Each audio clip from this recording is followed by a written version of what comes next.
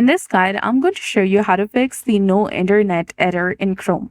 First, you need to disable the Chrome extensions. So open your Chrome application, click on the three dots in the top right corner and select extensions. Now select manage extensions, and here you'll see the list of extensions that you have installed in your Chrome browser so far.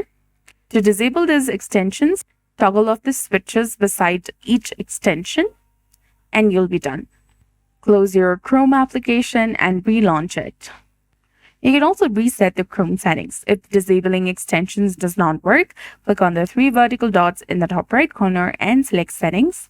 From here, go to reset settings and select restore settings to their original defaults and then restart Chrome and check if the issue is resolved.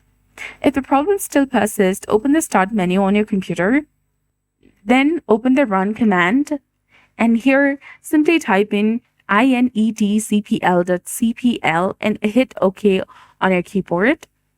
Internet Properties window will appear. Now here, go to the Connections tab that is between Content and Programs. Click on the LAN settings. From this menu, uncheck Use a proxy server for your LAN. Ensure Automatically Detect Settings is checked and click on OK and then apply and OK again. Now restart your Chrome and test your connection again. If all else fails, open the Start menu again and go to Settings.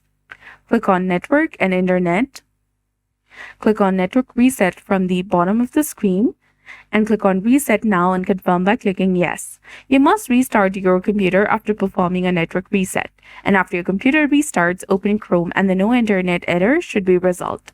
So that's it. I hope you found this video helpful. If you did, please like, share, and subscribe. Thanks for watching. We'll see you again in the next one.